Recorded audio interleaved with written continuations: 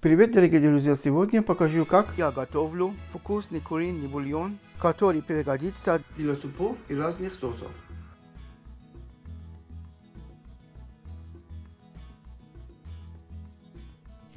Возьмем килограмм куриных костей с остатками мяса.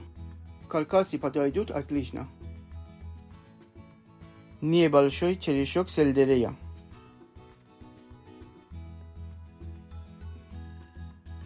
Маленькая морковка, кусочек имбиря, маленькая луковица и головка чеснока, 1 чайная ложка черного перца горошком, половина чайной ложки душистого перца, если любите, но с ним получается очень вкусно. Закидываем все в кастрюльку. Солить не нужно. Солятся уже блюда, для которых варим бульон.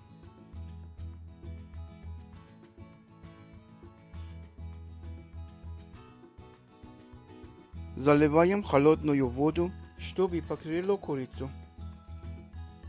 До закипания варим на среднем огне. После закипания появляется пенка, которую обязательно нужно снимать. Пенка портит вкус и цвет бульона.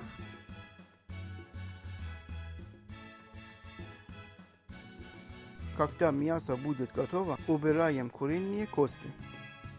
Мясо убираем, и можно его использовать в суп или в другие блюда. Процеживаем бульон. Вот так просто и вкусно.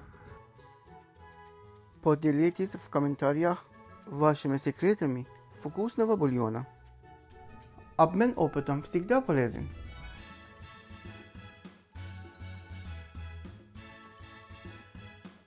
Спасибо за просмотр и приходите в гости снова.